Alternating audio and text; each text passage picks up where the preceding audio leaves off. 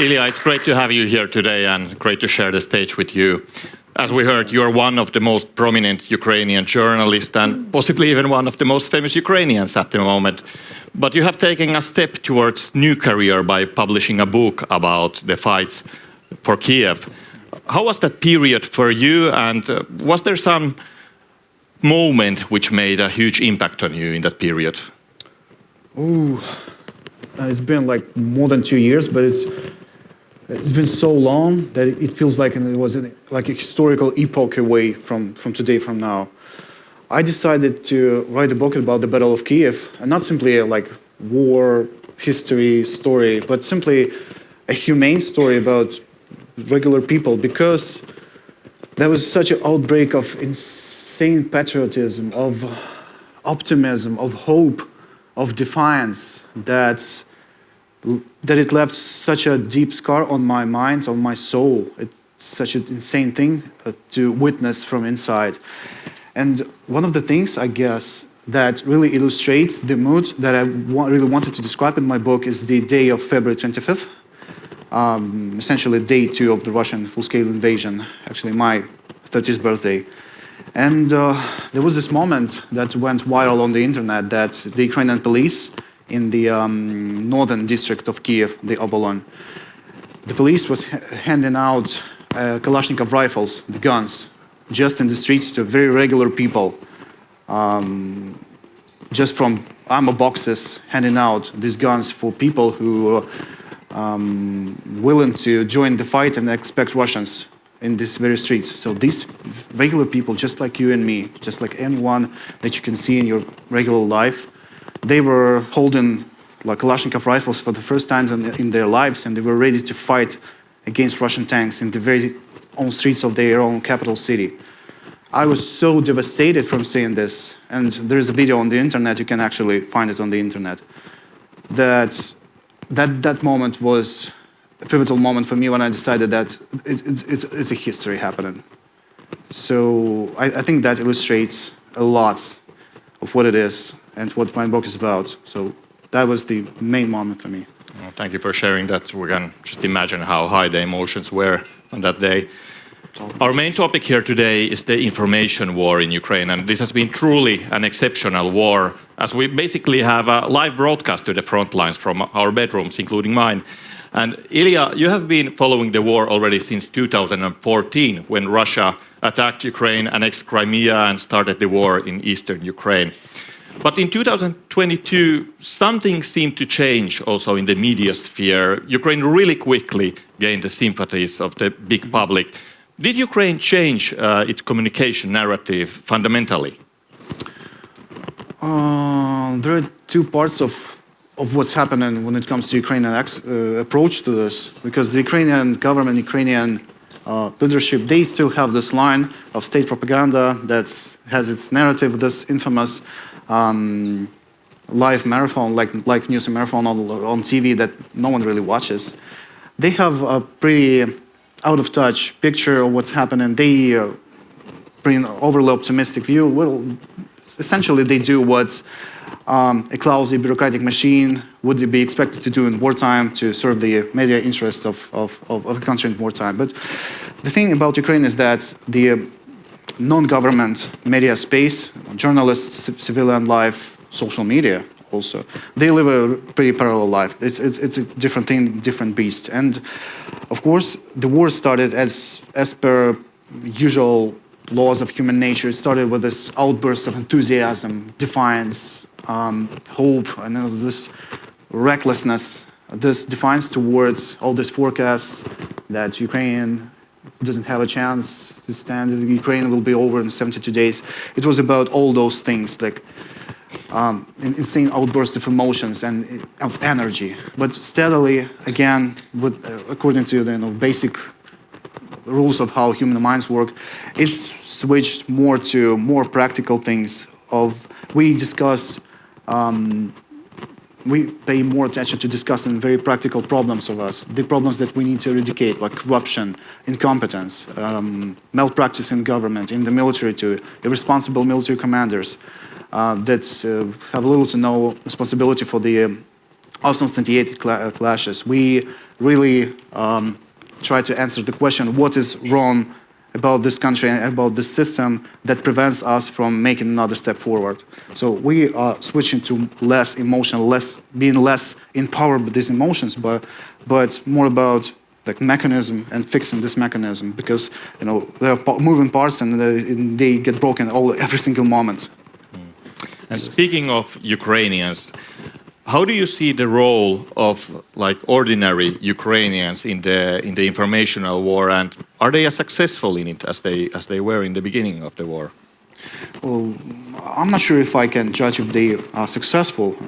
I think it's for outsiders to judge. But I must say that ordinary Ukrainians, so many men and women living in Ukraine and taking the part in the in wartime and the life of the country, they really help in their masses to play this role in coercion changes upon the government, in eradicating things that we don't like, in supporting media, in for instance, anti-corruption investigations, but also, and I think this is something that's really good that is happening. Many ordinary people, like soldiers, what I see is that they gradually switch to writing stuff in English and on X, on Twitter, and they talk about their feelings, their emotions, the problems that they want foreigners to inform about these problems. And sometimes I really try to make retweets or highlight these voices, because I see that many Ukrainians do this. I really want to think that I have played some part in this, into giving more inspiration to Ukrainian voices and in speaking up. But sometimes, they simply join us, journalists, ordinary people, soldiers, volunteers, also people from the military. They join us into speaking about Ukraine, trying to reach out as many brains and hearts beyond Ukraine as possibly can. I think it plays quite a role. If you are on Twitter, if people like you, if people read you, it means that you exist. It means that your voice exists, and it works. It actually works. Now that you mentioned Twitter, the nowadays platform known as X, you're a big influencer there. You have over 1 million followers there, and but everyone who is using that platform know that it's heated talks there. It's a lot of disinformation there, and there are also like pro-Russian accounts with millions of followers spreading their narrative of the war. How would you describe your role on this platform during the wartime? What I'm trying to do is that I try to be honest. I try to be the guy from Ukraine that that you see on Twitter, on social media almost every day, who is not perfect in terms of what he says on social media, who's sincere, who is really honest about what he believes and who's really believes what he's talking about. And I try to be that guy who you can trust, because with this rise of social media, especially when it comes to Western information space, and I think we're getting back to a sort of journalism or media activity that is more personalized, more sincere, that is about someone's face and someone's name rather than large media brands. I think people get more trust. They deserve more, can win more trust rather than a big corporation with lots of resources. And it's a beautiful thing, by the way.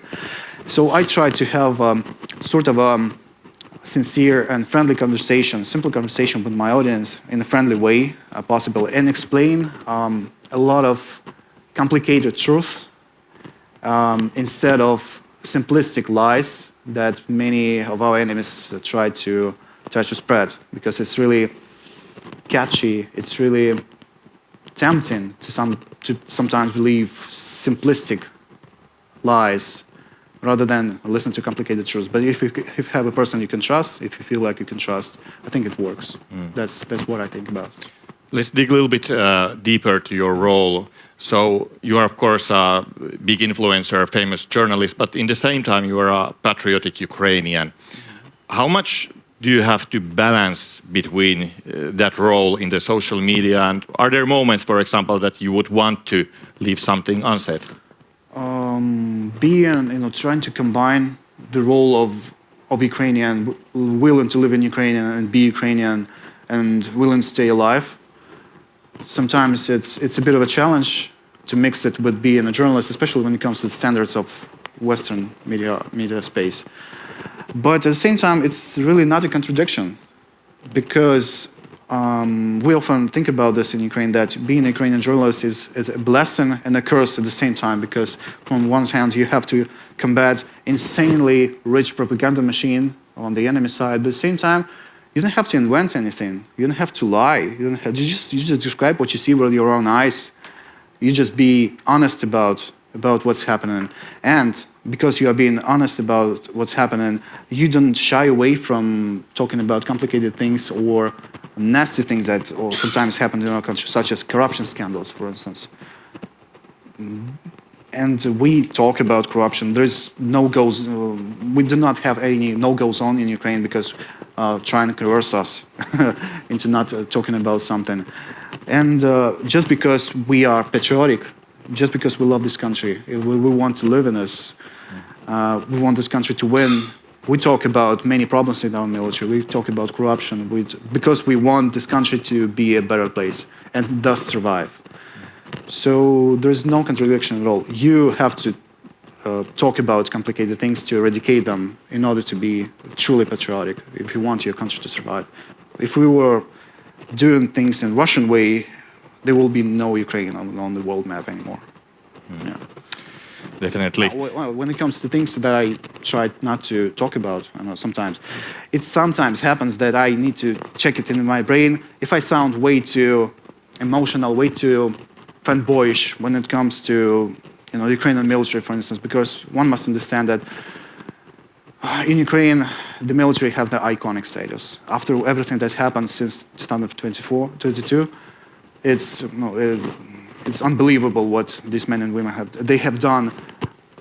Unbelievable and impossible things when it comes to the war with Russia. So sometimes you have to check your emotions and to stay professional and nice. And sometimes it's better to not to tweet than to tweet something about, for instance, the birthday of General Valery Zaluzhny, because you sound really fanboyish about this guy. So it's better that you sometimes it's better not to tweet. Yeah. And speaking about roles in this informational war, we must mention President Zelensky. We all remember that video from the first day of the war when he was with his team outside on the streets in Kyiv saying "Мы тут," meaning "we are here." That made a huge impact on the wide public.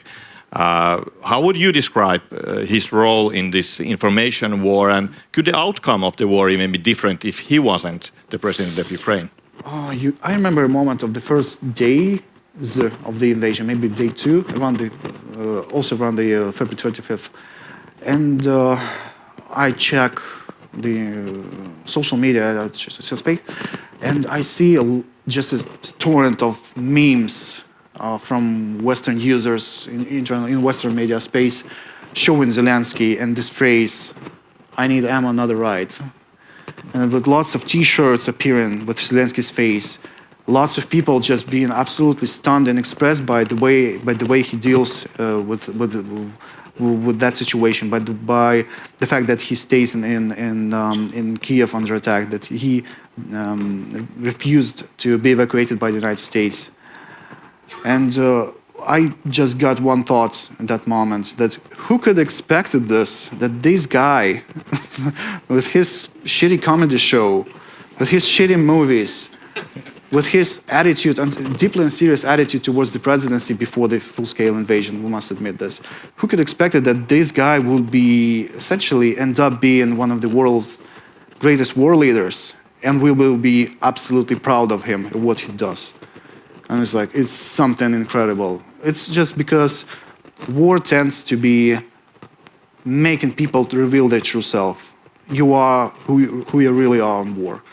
And at some point, Zelensky reveals his true self too, just like many people in Ukraine. And this was possibly the only good option for us. He was the only person, from my understanding, from my knowing of my country. And he was the only person who could do this in exactly this way of staying in Kyiv under attack and essentially opting to die and be killed by Russian troops in Kyiv's government quarter and not escaping. And this played out really well. And essentially he became what he'll be remembered in history, thanks to this uneasy decision and this moral choice that he essentially made. I'm not sure if we had someone else. I'm not saying any names. I'm not sure if we had more traditional politician or less defiant and reckless politician, that he or she would not appear in Warsaw on the day before the invasion. I'm not sure if Ukraine would fall without, a leader in Kyiv, but still that would be a major sign to everybody outside Ukraine. And there will be less of this insane phenomena that's popped up in world media regarding Ukraine, regarding the first months of the invasion. So he's definitely played a huge role. We do acknowledge this, but of course he's far from being that ideal. He's much more strongly criticized in Ukraine, especially now that emotions died down. We talk about more practical things. So that's a different question. But yes, he has definitely played a role, and we should give him his credit, even though I didn't vote him. All right. We could talk much more about Zelensky, but let's return a little bit in the beginning of the war. After Ukraine survived the first shockwaves of Russian attack, there was a lot of optimism in the air. There were talks that the Russian army might fall. There were even talks that Putin might die, etc. Looking backwards, was there over-optimism in the air? And if so, was it a mistake? There was a lot of optimism and hope in Ukraine and outside Ukraine, this definitely. Was it good? Was it a mistake? Yes, that was a mistake. But at the same time, there was so many reasons for this historic optimism, because so many things went wrong for Russia. Who could expect it? Who could expect things like sudden Russian defeat in the Battle of Kyiv? Who could expect the Kharkiv operation, the liberation of Kherson? Ukraine getting so many weapons that used to be like absolute no-go zone at every single step. Who could expect that? Absolutely no one. And I remember the mood by the end of, the ecstatic mood by the end of 2022. We were looking forward towards the period after the winter, which was supposed to be like a spring counteroffensive in which Ukraine accumulates very large Western assistance and makes an ultimate strike, probably somewhere in the south, to essentially end this war and absolutely destroy Russian logistics of this war. And we were really feeling like it's a realistic plan.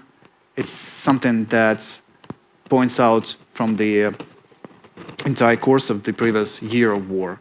So we were feeling like the year 2023 would be the end of the war. It would be the very much deserved and very structurally mechanical planned end of the war. But a lot of things went wrong, unfortunately. A lot of things in Ukraine too, but also outside Ukraine. So we are where we are right now. We're not losing hope. We keep working on. The fact that we have had so many setbacks and mistakes doesn't mean that we have to give up.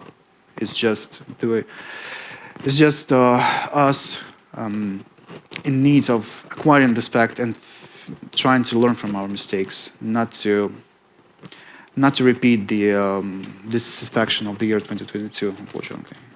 When we read the media now, it seems that it's much more a skeptical picture of the situation in Ukraine. But do you think that the media has more a realistic picture now? And what would you say is the role of Russian information war? Are they still capable to make the picture of the situation look bad and skeptical here in the West?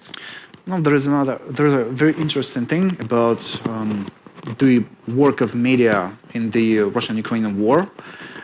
Sometimes I seriously think that, from one hand we have, for instance, New York Times writing really weird op-eds about Ukraine or editorials about Ukraine, how Ukraine needs to have concessions or surrender or something like that kind, saying that Ukrainian victories are not realistic, stuff like that, and proving itself wrong again and again and again and again, and really getting a lot of hate in Ukraine. But at the same time, the same New York Times has had one of the greatest pieces of journalism of all time, which is the investigation of the Bucha massacre in Ukraine. They had everything. They have unfolded each and every second of what was happening in the town under Russian occupation, from satellite pictures to drone surveillance to an astronomical checkup and stuff like that. They absolutely undeniably proved the Russian role in so many killings in the town. So here we go with another thing. The thing about the modern space is that, informational space, is that this freedom of expression, this freedom of narrative, this lack of control over something, of someone dictating something, it really produces a lot of trouble, such as these controversial op-eds and editorials. But at the same time, this freedom of expression brings you diamonds. And the positive side of it, as I see it, it really overwhelms and really overweights the negative side, which is this weird op-eds, for instance. So it's better to keep things as it is. No one's really having control over what media write about this. Some write terrible takes about this, but some do heroic investigations about it. So it would be not possible if we had something else other than complete freedom of expression. When it comes to Russians and what the narratives that they advance, of course, they do exploit this negative sides and these weaknesses of this freedom of expression of this. And it's something that we have to work with by being more persuasive, by being of higher quality. So we're also in this pool of freedom, and it's our job to be better than them, even though they have really strong instruments, such as the promotion of really catchable and simplistic lies. But you can beat this by being better. Illia, I think we have time for one more question. Sure. Let's return to social media. When I read your post or other pro-Ukrainian accounts on the social media platforms, there is one usual accusation, which always there, that Ukrainians are warmongers, you don't want to speak about peace, etc. But this topic is also brought up regularly here in Europe. What are your thoughts on this? Well, it's just another example of the way enemy propaganda works. They just catch upon something that is tempting, that feels like an easy solution to a complicated problem, and it feels even logical. Why can't you stop the war by just giving Putin something like half of Ukraine or something, or a city? And they really promote this narrative, and you get this seed of thought in your brain, and you're seriously thinking about this. Why are these Ukrainians so stubborn? Why don't they do they like being in war? Do they like burying their friends and families and loved ones? But the problem is that it's our job to be always talking about this, to be explaining to people that things are not as simple as Russians want you to believe. It is tempting. They are tempting you into an easy deal with the devil that will end really bad, as it always happens.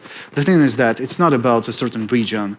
It's not about a certain city that Putin will get and leave us alone in peace.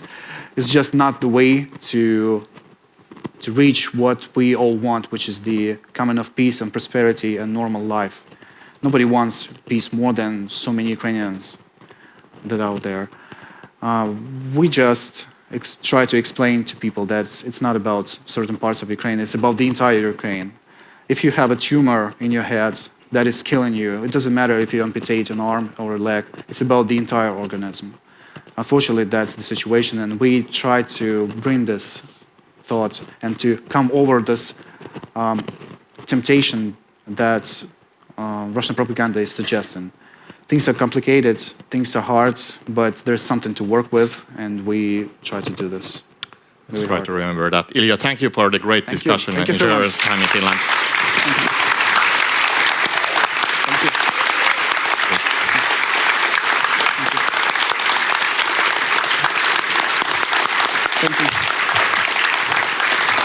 Thank you, Finland.